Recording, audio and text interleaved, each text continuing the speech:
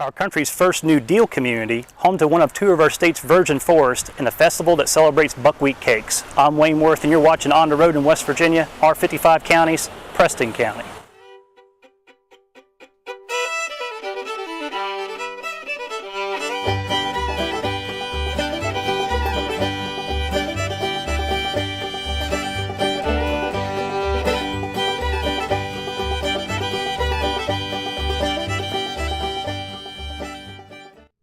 Long before Eleanor Roosevelt made her way to Arthurdale and buckwheat cakes were the talk of the town, much of what is today Preston County was a wild frontier comprised of early explorers and natives who were very protective of their sacred hunting grounds. Believe it or not, this region was so hostile that Charles Mason and Jeremiah Dixon, you know, the dudes who would survey the southern border of Pennsylvania and what we today call the Mason-Dixon line, had to halt their operation or take a tomahawk to the head.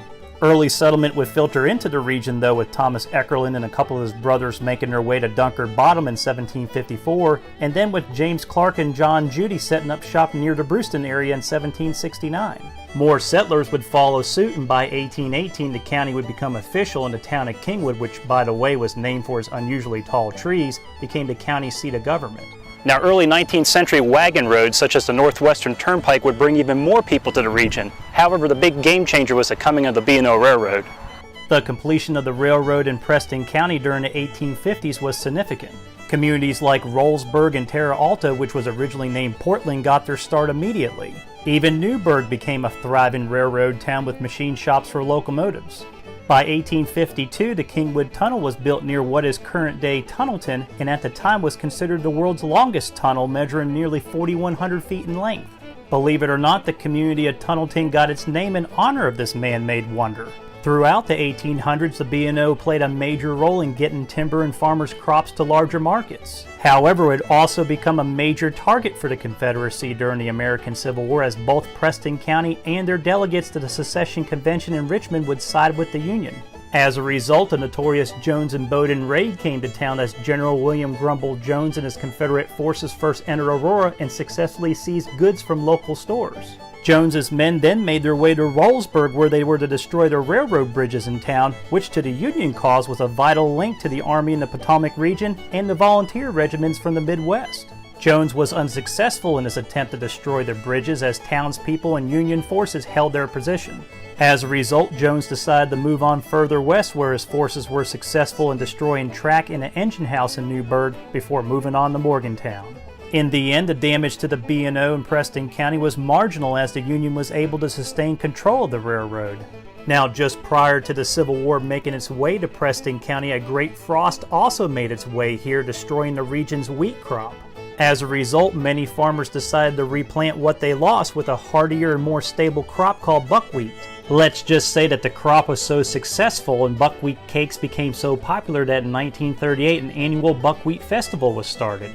Today, the festival brings thousands of people to Kingwood every late September, where it's said that over 20,000 buckwheat cake meals are made.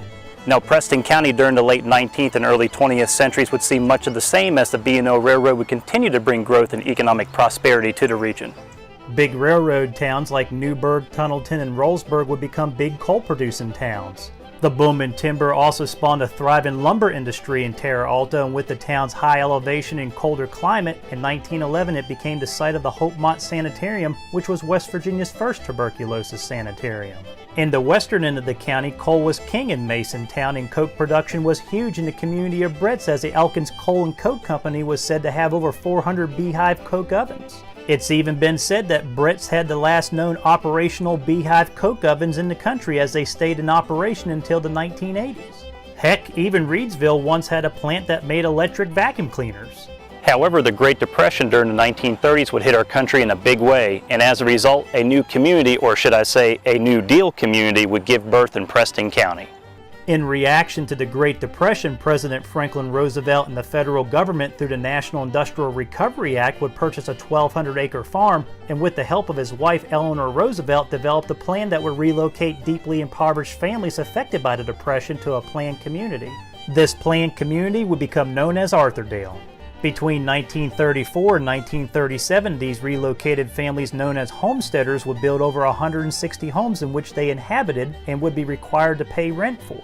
As for employment, the government even provided jobs within the community for homesteaders in farming, factory work, and other little industries that would help sustain Arthurdale. For a while, the experiment worked as it provided homesteaders a means to survive.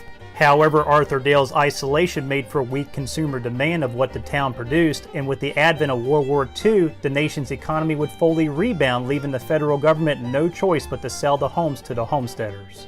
Arthurdale has a very special place in American history, though, as it was our country's first New Deal community, and also has a very special place in Eleanor Roosevelt's heart, as she would still make frequent trips here even after the government dissolved the project. As for the rest of the 20th century, Preston County would see a sharp decline in coal production, which would have a drastic impact on the population of many of its coal-producing communities. However, the county as a whole has been able to maintain a stable population of over 33,000. Of course, there are many factors to this, with a few of them being the completion of Interstate 68 during the early 1990s, having West Virginia's Army National Guard's primary training site equipped with an event center for any conference at Camp Dawson, and the county's close proximity to Morgantown. But the county also has a lot to offer when it comes to tourism. So whether it's playing around the golf at the majestic Alpine Lake Resort, feeding a giraffe at Hovatter Zoo, touring Arthurdale and learning an important piece of America's story, rafting the mighty Cheat, seeing some unusual animals chilling beside old farming implements at Cool Springs, or walking through a virgin forest and getting a glimpse of what our state looked like 350 years ago. We all have the opportunity to experience a little piece of Preston County's story. I'm Wayne Worth, and until next time, always remember, what we value and hold important to our lives today came from events that happened yesterday, and it's when we begin to understand the events of yesterday that we fully embrace today, which makes tomorrow become less of a mystery. I'm Wayne Worth, and you're watching On the Road in West Virginia, our 55 counties, Preston County. Hey, Hope!